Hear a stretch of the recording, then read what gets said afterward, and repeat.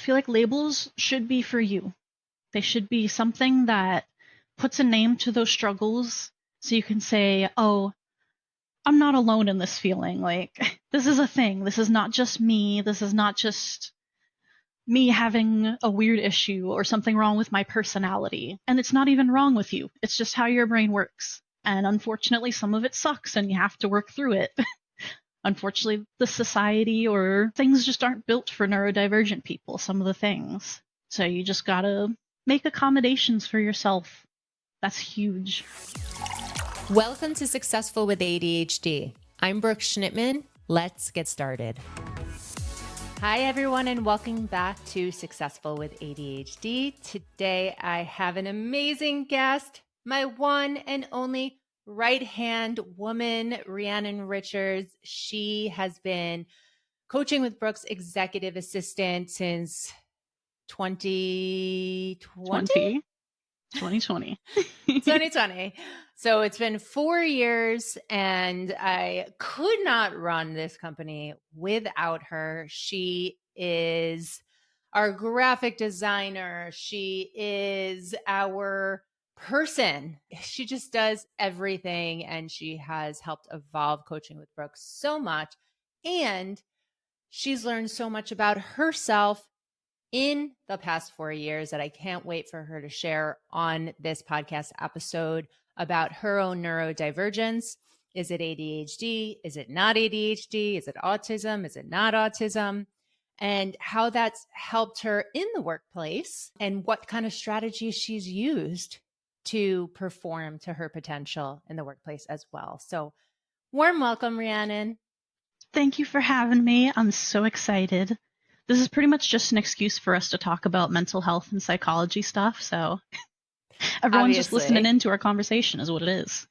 Yes. And it's not like we don't talk about this all the time anyway. So this is just another Tuesday for Rhiannon and I. No big deal. So there are just so many nuances that I want to get into again on this podcast: mental health, how to hire, the differences in hiring you compared to other people we've hired in coaching with Brooke. But Rhiannon, let's go back a little bit. Before joining the company, what was life like for you? What did you do? What did you know about your mental health? Let's see.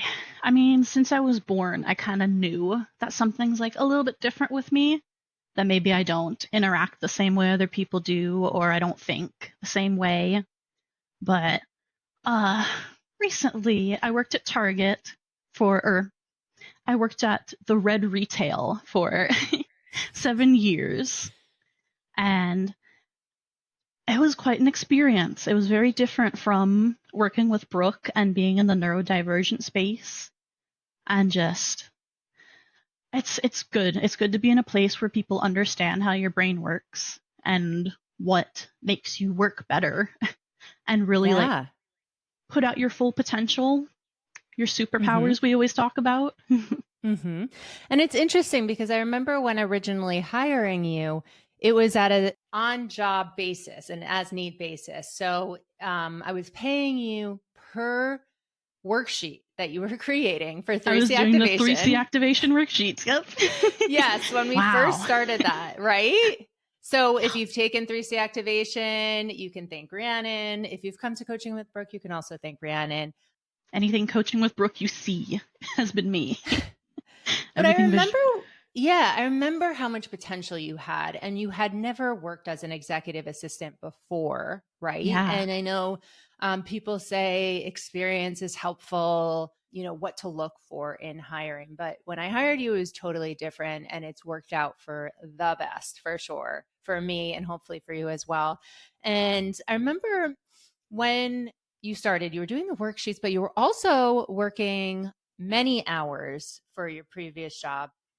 And I remember things transpired in a way that was evident that you were stressed out because you were doing amazing work for the worksheets, but you weren't 100% emotionally present.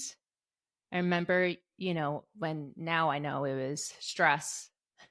Yeah. But what do you think you would say, let's say, to someone who, and of course, we'll get more into it as we learn how the transition progressed, but what would you say to someone who is in a position where, because you are very good at graphic design, where you're at a place that is causing you stress, but you're also doing something else? Just, walk me through that. I've gotten to the point of being like, just focus on one thing. Between myself and like between seeing Gabe and even other people at Coaching with Brooke, like we tend to split our focus on so many different things, and we can't put our focus into the one thing that like we're passionate about and we have the skills in. And like you said, like the skills were there, but I maybe couldn't perform to my full potential because I was so stressed with Target or with Red Retail and splitting my attention to both those things. Whereas now, full focus, and it makes such a difference. Yeah. So was it 2020 or 2021? Did I switch to full time for you? I think it was 2021. 2021. And when did you learn about looking for a diagnosis, or going for a diagnosis, I should say? It was when I was in therapy. And like I said, I've always known my whole life that like there's something a little bit different, like I think differently. And I kind of knew it was neurodivergence once I started learning about that kind of stuff before. Mm-hmm. I've always been interested in psychology and mental health stuff, so it's always been a research and been there. But it was when I started therapy, probably 2021, that she actually had autism, and she was like an autism specialist, which was great. And she was able to just in like explaining like my anxieties and my fears and just kind of what's going on in my head, she kind of came to the conclusion and told me like, I think you have autism. I'm pretty sure, because even just my experience of feeling different and like knowing that there's something I need to hide, because like I kind of knew if people see this way that I act, they're not gonna like me, or they're gonna act against me or whatever. So I knew it was like a survival thing to like put on that mask and be what they wanted you to be. Hide that, even though you know that it's different. So for everyone listening, Rhiannon got an official autism diagnosis from her therapist and self-diagnosed beforehand. But since getting that diagnosis, because before that you said you were masking, you knew you felt different. What's changed for you? I mean, at first, I noticed the symptoms more. And like, it honestly got worse before it got better. And like, the sensitivities got worse. It's one of my big things is sound sensitivity, especially. Like, loud noises like dogs barking, like rattles my brain. It hurts physically. And like, that was another thing that made me realize maybe I'm a little bit different, because as a kid, I'm covering my ears and like, ow, ow, make it stop. And my parents are like, what is your problem? What? That doesn't hurt. And just realizing like, sound doesn't hurt other people. rubbing on my skin a bunch doesn't hurt other people. And it's like, I thought other people were just like pushing through these feelings. But I guess that kind of realizing all those things, and now I have to re-push through those feelings by learning how to manage rather than just pushing and being like, oh, just uncover your ears, just deal with it, just put on a straight face. Like, I'll throw in my loops now, or put on my headphones, or, I have the tools. It was definitely, it's such a great learning process of just figuring out yourself and like what you specifically need. Because it's that awareness. It's the awareness. It's so huge. Right. Like there's nothing you can really do to make changes that are life lasting unless you understand how your brain works and how, things need to be differentiated for you. 100%. For everyone, but specifically for your brain. So, Rhiannon, like your life has changed because you figured out ways to work with your brain. What else has changed for you? Along the lines of just awareness and like learning to listen to and honor your body, because we spend our whole lives learning how to mask and we hide our pain and our emotions. Like I said, I would just uncover my ears and put on a straight face, but we have to learn to honor that, like using headphones, using a heating pad when you have pain, and just listening to your body and not shutting it down and hiding it away, because that causes burnout, and that burnout builds up and it makes it harder to do things and harder to manage all of the little symptoms when you're so bogged down by everything. So listening to it without shutting it down and hiding it away, it makes life start to feel less tense and less straining. It gets you to a point that you have the strength to kind of pull on your big kid pants and live a life outside of the burnout, and you're not exhausted. You're not too exhausted to pull on the big boy pants and go out and do it. So just listening. You said listening, right? But how do you know when you're starting to reach that burnout? Because autistic burnout is a popular term on social media right now, at least for us, because we're in that space. Yeah. Yeah. What do you start feeling in your body? I mean, the anxiety increases is what I've noticed recently. It's, like I said, it's hard after a lifetime of pushing all of this stuff down and being like, oh, this is nothing. Everyone else deals with this, so you should be fine. Not everyone else is dealing with it.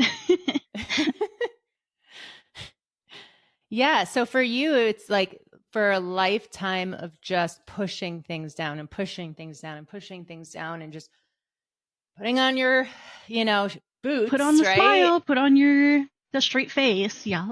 And move forward, right? Now you're kind of like pulling those things out from the ground and you're like, okay, I don't need to deal with this. I don't need to deal with this. Like peeling back that onion layer. Exactly. It's difficult. It's hard to say like how to even start that process, because it's like just those little things that you've always pushed down. Like, I don't have a good example, but something that gives me anxiety and I've just been pushing through this thing, and I need to kind of identify like, okay, all of this like extra energy inside of me is hurting me, and it's making it harder to focus on these other things.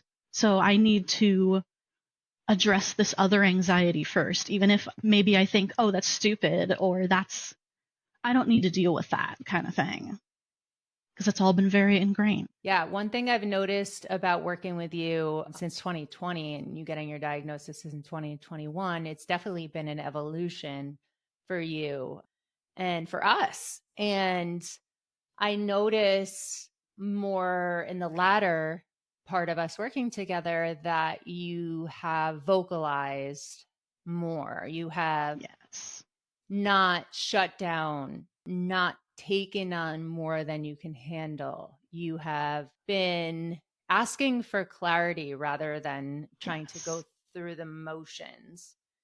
What would you say has gotten you to that point?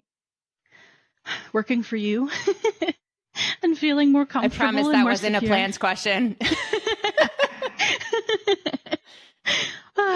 Well, honestly, because my only experience has been at Red Retail and here, and there they kind of, it was just the place that I was at and kind of the management that I had. So it was very much my situation, but it definitely goes into autism as well, and not being able to vocalize your struggles and your problems. And when I was at my old job, whenever I asked questions, they're like, you should know this, you should know the answer, just do it, kind of thing.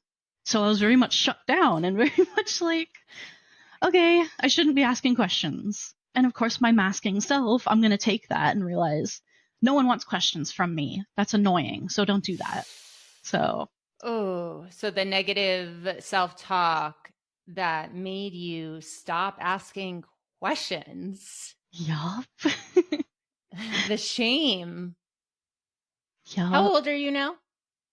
If you don't mind 26. sharing. 26. So you learned at 22 that you were autistic.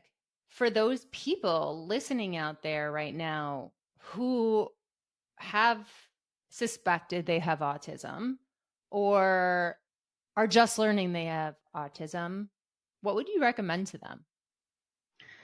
Go to a psychologist for sure. They know. Mm-hmm. Mm-hmm. They can pick apart your brain and tell you that's what this is. This is what this is. This is anxiety. You should be managing this like this. And if you can't afford it, like books and reliable sources. Obviously, like, it's good to follow social media, things like this, to learn terms and to kind of, for self-help kind of stuff and like encouragement. But I definitely recommend researching official information when it comes to learning, getting more in depth with your brain, especially with autism. Absolutely. I feel like there's less information for adults out there. There was many places that I called and I was like, they had like autism specialists, and I called them. I was like, hey, can I get a consultation? Can I get maybe a diagnosis? And they're like, for who? And I was like, for me. And they immediately go, oh, well, we don't do it for adults. So we typically, they just totally shut me down. Like, oh, well, you're talking on the phone to me right now, so clearly you're not autistic. Like, wow. Was the vibe I got. They didn't say that outright, but like, it was just that flip of like, oh, no, not happening. Like, right. So yeah. First of all, we know autism is a spectrum. It does not look the same in anyone. No two brains in the whole wide world look the same. So for you to say, or, you know, in more or less words, that you can't have autism because you're speaking to me on the phone. And it's funny because that's such an internalized ableism thing that I had growing up. Like, oh, there can't be something wrong with me. I talk just fine. I communicate with people just fine. But that's actually something I wanted to bring up. People, when they refer to autism, will usually refer to it as like, you're high functioning autistic, you're low functioning autistic. But that's so harmful. We don't use those terms anymore. Yeah. That's so harmful because you would probably look at me and be like, oh, she's high functioning. She's talking and she looks normal. But I like to use support needs because my support needs are a lot higher than I would like to admit. If I didn't live with people, I would miss so many meals. I wouldn't cook for myself. I would struggle just to do so many things. Like, that's a support need of mine. Just having people to kind of help me talk things out and regulate emotions is a support need. Like, and people you trust to do that. People you trust. Yes. 100%. So you mentioned the support needs at home. What if we transition, if you don't mind, into the support needs at work? Oh yes, those are high too, aren't they? You would know all about those. I have no idea what you're talking about. I have support needs too as an ADHDer. And I want to also clarify for everyone listening too that Rhiannon does not have ADHD. She only has autism. I don't want to say she only has autism, but she is autistic without ADHD. And I think I know that because I can sit here and stare at a wall and entertain myself with my own thoughts, just going and going for hours. Whereas if my boyfriend who has ADHD sat beside me, after 2 seconds, he'd be like, needing to move and just like, yeah. Well, also, again, I can't diagnose, but I've worked with you for a pretty long time. And I think I know you well enough to know that you really do not have ADHD. There are a lot of people who have autism, and I'm using the term interchangeably because some people like to be referred to as autistic, right? And some people like to be referred to as someone with autism. But there are a lot of 50 to 75% of people who have autism also have ADHD. Very comorbid. And you're not one of them. Yeah. But you happen to be working for an ADHD company. Which is funny, yeah. Yeah. Yeah. So talk to me then. Let's get into it a little bit more. And for our listeners, what are things that work for you in this executive assistant role online environment? That's a hard question. It's a hard question I wasn't prepared for. Okay. What works Well, for me? Go ahead. if you want to think about that, because I know that you do like preparation, not being put on the spot. So think about that for a little bit and we could always come back to it. But one thing that I've noticed, and feel free to confirm or deny, is the fact that we put our brain dumps, our tasks, the things we need to talk about on a task management board. And in this case, it's Asana, and then you transfer it to Notion because that's what you like to use. And that's great. Instead of you and I being in communication 24/7. Definitely. I was thinking, like, when you were explaining the executive functions and you're like, oh, you don't struggle with them as much. I'm like, but I feel like I do. And the only reason I am together is because I put everything on that Notion or everything on Asana. Like, everything is on either of those two things. So I don't have to worry about, oh my God, am I missing a task? Am I missing this? Am I missing that? Because I know I write everything down and I make sure to. That's like my biggest tool. And you execute it and you put it down right away before you forget, correct? Exactly. Most of the time. Yeah. That's the biggest thing, is just writing it down right away. And having Notion is great because I have the app. And just anything on a cloud is so wonderful for ADHD and autistic brains, because you can just pull up your phone and make a note right here, and then later I can come on my computer and it's there. And it's just the important thing is having it all there and all in one place. Absolutely. Absolutely. What else do you think helps you? Because the coaches might text you and say, hey, question about this, but you're in the middle of another task. Like, how do you deal with that task switching? I'm bad. I just kind of jump. I try to, like, if I'm in the middle of something that I need to, like, have my full focus, I will do my best to just ignore that for now. And I'll almost always just add a note on my Notion, because I just have this long running checklist for each day. So I can just add to it, remove to it, check it off. So if I'm in the middle of something and someone texts me, I'll hit enter, do a new task right underneath the one I'm working on, and say, Brooke text. So then I get back to you as soon as I finish whatever I'm super focused on. But otherwise, I'm kind of bad and I jump around. Okay. If I had ADHD, that would be really bad, and I wouldn't be able to, like, refocus myself again. But Or I think, or complete the task 100%, right? or complete the task 100%. That's where it super helps me just to use Notion, and I just make notes of everything I'm doing. And every time I leave off on something, or if I need to step away, I'm going to make a note and say, finish form, finish email, whatever I'm doing. Like, it's just a matter of being really diligent with that, because I can't rely on my brain to remember everything. And I'm sure it'd be worse with ADHD. Yeah.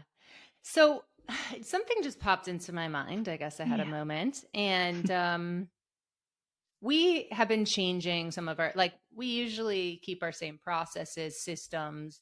And I would imagine that would be helpful for you or for anyone who's trying to make sure that they know what the process is, right? But at the beginning of this year, end of last year, we started implementing a bunch of new things, right? And in my opinion, you were able to be on top of those new things and implement them without emotional distress, in front of me at least. I was going to say, not on here. I'm not in this space. Not in this space. Certainly, that brings up two things. I even wrote down how a change in plans takes me 3 to 5 business days to adjust and accept. Wow. Like how, not actually, it's just a joke, but it does, like, it takes time for me to adjust to changes. Like, recently, when you told me the more efficient way to track my time on Toggle, when you first told me, I think you remember in the meeting, I was like, yes. What? What do you mean? I can just do it this way? And it literally, I had to think about it all weekend. And then come Monday, I was like, okay, it's a fresh week, fresh start. Let's just try this. And it was fine. It worked. Well, just for context for people, Rhiannon was tracking every single task that she was doing manually using Toggle, but then she was inputting each specific thing into Google Sheet. So I had a thought like, hey, why don't you just copy and paste what's in Toggle? It has a layout, right? It has a summary. It gives me everything that I'm typing. It gives you everything that you're typing. So it takes away from the time you type, and just copy and paste or screenshot it and put it in your timesheet. Yep. And it took you some time to come to terms with it. It wasn't to process it because you knew what was happening. It was to come to terms with the change, right? Yeah, 100%. I mean, I think back to when we switched our systems from Coach Accountable to Wix, and even that was like, it wasn't as hard because it was such a long process that I had all that time to like get used to it all. And I was the one setting it up, so I was the one getting used to it every day for 3 months. Right. But it was a big change, and it was like, it was nervous. It made me nervous. It's like, made you nervous, but you did an amazing job on it, and you organized it perfectly in a way that I could never do, right? Like you made a beautiful Google Sheet with all the links that every coach needs, what I need, what you need, and we can all come back to this centralized system, which helps all of our neurodivergent brains to have a hub for everything. But what I want to share, though, is going back to all of the changes. We had the Wix change, we had marketing change. We had lots of changes all at once. And usually that's not great for any company to implement a bunch of new changes. But you seemed from the outside like you were going along, you did all the things, right? And then all of a sudden, recently, when we stopped all those changes, you had like a freak out moment. You were like, I don't know if I can do this, right? And I'm like, I don't even know how you did the changes in the first place because that was so much. And you were like, I think my brain has finally caught up to the fact that I just did all of that. Yup. Oh, it hits me sometimes. I go through that a lot in therapy because that brings up a lot of old things that were just unprocessed and just, yeah. Once you finally calm down enough to like, you're at that baseline again and you can finally process and you're like, oh goodness. Yeah. So much. Yeah. So much. So talk a little bit more about what helps you at work. Definitely. Sorry to keep talking about you, Brooke, but it just makes such a huge difference to have a boss who you can have open communication with. I think that is the most important thing. And someone that understands that you have struggles. I think it's really valuable to open up to your team and your boss about, it depends on your situation, but it can be really helpful to open up about your executive dysfunctions and the specific things. Like maybe you struggle with the time management and you do really great in all your other areas, but maybe you have troubles with getting projects done on time. And like, rather than just continuing to suffer and just try or just whatever you're doing, like, just do it. I can just do it. Like, try something else. Tell them, make them aware, like, hey, this is something I'm struggling with. Is there something we can do here to make this work? And maybe they can, I don't know about deadlines right now, but they can give you something, or they can understand at the very least when you miss a deadline that it's not because you're slacking off or something happened. It's great when Brooke understands when I have anxiety over something and she realizes something isn't done and she's not sitting there going, what the hell? Why isn't this done? What is she not doing? She understands, oh, she's so overwhelmed right now. She's got all these other things that are stressing her out. So it's like her brain can't even focus on this thing. So it's that communication and understanding in the workplace is so valuable. Yes. And I like the fact that you said, you obviously have to be careful on when you disclose and when you communicate. But if you know that you are in an environment where neurodivergence is accepted Yes. and you feel safe and you trust your boss or your colleagues, then, you feel more comfortable disclosing and not being penalized Exactly. for It it. kind of makes me think of a situation where I was with Garrett's parents and his family, and they're not so accepting of neurodivergence. But Garrett's her boyfriend, by the way. sorry, yes. I mentioned him once earlier. Thank you. Um I didn't remember. so I was out with his family somewhere. Oh, it was at a gun range. And oh my god, gun ranges are my hell. It is so loud and just I had like earplugs in and the headphones on, and it was still just the overstimulation of like the feeling from the guns and all of the bang, bang, bang, bang, bang, bang, bang everywhere. And it was so loud. I was so overstimulated. Mm. I had to step away so many times. And then at the end of it, instead of coming up to them and saying, "Oh, I'm sorry, I have autism, so that's why this happened," instead I just said, "I have sensory sensitivities, so sound sets me off." And they both went, "Oh, it's just like Grandpa. Whenever we're in a busy restaurant, he gets overwhelmed by all the sounds." I'm like, "Thank you." And they understood, and I didn't have to bring neurodivergence into it and have them Yeah. think whatever Talk conceptions about, they have or have to talk about it and explain these things. yes. "Oh, you have autism? How come you're speaking so normally? How come you look this way?" Like, don't have to get into all that. It's funny because you and I talk about how liberating labels can be Yeah. for someone with autism or someone who's autistic or someone with ADHD or anything, right? But at the same time, it's your choice if you want to go around sharing that with everyone, right? 100%. I feel like labels should be for you.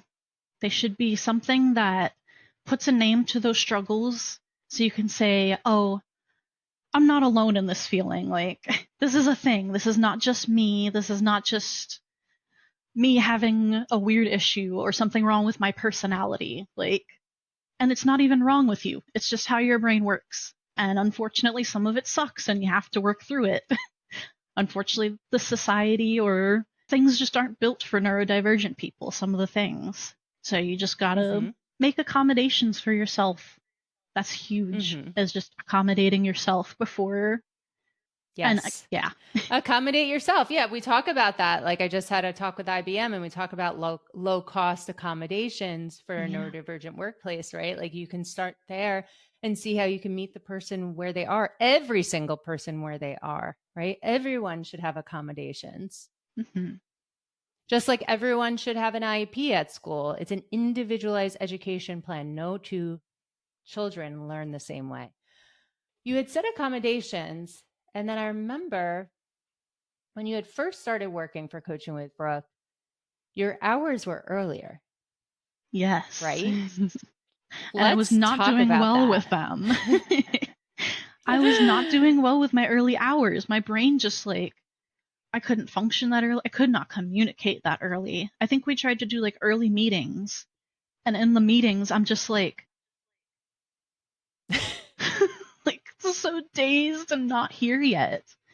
So I switched once I started doing more full time and I set my schedule. That was another big thing is I didn't have a schedule at one point, and that's not good. Don't do that to Mm-hmm. yourself. Mm-hmm. Right. You need predictability. Yes, that too. Yeah, I didn't even think about that, but yeah, I set my schedule for 10 o'clock to start, and that made all the difference in the world because I can function and be present in meetings and understand, and yeah, that's huge. Yes, you did your best. You do your best work later on in the day, and not everyone is that way. Some people are early morning people, and some people like to start their day later. And I think that's huge. On one of the episodes with the sleep doctor for Successful with ADHD, he was talking about how someone almost got fired from a job, and then he started working with her in her position, and the boss shifted her hours from 8 to 5 to 10 to 7 And not only did he not fire her a week later, had he already planned that, she saved her job and then the sleep doctor worked with other people in the business to make sure that their focus hours were optimized. Wow. That's amazing. It makes a difference. It makes a huge difference. I've heard things about circadian rhythm and how a lot of ADHDers, I'm sure autistic as well, they have a different circadian rhythm from what is stereotypical, like the 9 to 5 functioning. Like, I see it in a lot of ADHDers, a lot of my friends, and a lot of these people, you kind of like that cognitive high, I guess, your highest functioning cognitive time. A lot of people have noticed around like 3 and 4 o'clock that it's like their best, and that kind of starts to decline after that. So that's true for me. I think 3 and 4 o'clock, I'm like super into it, and then something happens, and right after 4 o'clock, I'm like, brain levels just dropping. But yeah, finding that rhythm of like when you have your highest energy and your highest cognitive function, and if you can get into a workplace that accommodates that, that's ideal. Yeah. And I know, like, for me, since I have ADHD and I'm constantly thinking about things and ideas, right? The biggest thing that has helped me in our work relationship is writing things down onto Asana, because I know it's out of my head and onto this space that is a reliable source of you and I, because we have our accountability check-ins on Mondays and Thursdays, and we're going to look at it and we're going to review it. 100%. If I didn't have that, I probably would not be able to keep it inside of me any longer. And I would probably be texting you all the time and you'd be like, ah. And that would overwhelm me. You think? That's one of my accommodations, is not having text all the time. Amazing. Awesome. Amazing. Makes a huge difference. So yes, one last thing that I want to just talk about is you have a boyfriend with ADHD and you have autism. How is that dynamic? How do you? There's a lot of conflictions and a lot of overlaps, and there's a lot of times that he just overstimulates me because he's got the high energy and he's poking at me and trying to get his dopamine out of being around me. And I'm just like, no, not right now, please. A lot of that, a lot of the overlaps, like I said, like we'll have similar foods that we like or the similar activities that we like to do, and how we can both hyper focus on things. And something that's with neurodivergent couples a lot is parallel play. I don't know if you've heard of that. Tell me more. It's like body doubling, but just for fun. Like, he's got his computer behind my screen there, and we love to just be in the same room doing our own separate things. And that's kind of like a love language. It's a way we bond. And like, yes. Yeah. Yes. I love that. I also love being in the same room as my husband, who has ADHD and other neurodivergences. And for me, it's that quality time. Yeah. Yeah. I love quality time. That's a big love language of mine. Yeah. Yeah. Wonderful. Wonderful. So what would be your number one success tip when it comes to the workplace and personal life, when discovering you have autism or you're autistic, or you have it and you're trying to communicate and navigate life with it? Definitely. I think, like I said earlier, just learning how to listen to your body, because it's been so beaten out of us to just deal with it, just put on a straight face, just push through it. It's a process to learn when your body is feeling anxiety, and then saying, okay, why am I anxious right now? What is the thing that's truly bothering me? And learning to dissect it and go from there. Identifying emotions, I think, is step one. realizing, I'm not working at my full potential right now.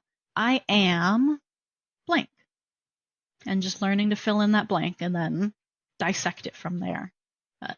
It's huge. Wonderful. Rhiannon, thank you so much for being on the podcast, Successful with having ADHD. Me. I know we've spoken about it for a while, and I'm so glad we made it work. Rhiannon Richards, everyone. She's amazing. Yeah, I could not be operating without you. I know that other people see that in us as well.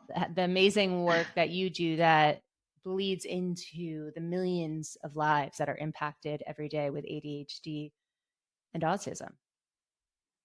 Thanks for having me here and on the team. And it's a privilege to be able to impact so many people. And I love it. I love being here.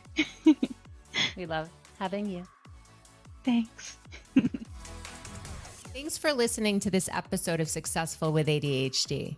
I hope it helped you on your journey. And if you need any additional support for you or a loved one with ADHD, feel free to reach out to us at coachingwithbrooke.com and all social media platforms at Coaching with Brooke. And remember, it's Brooke with an E. Thanks again for listening. See you next time.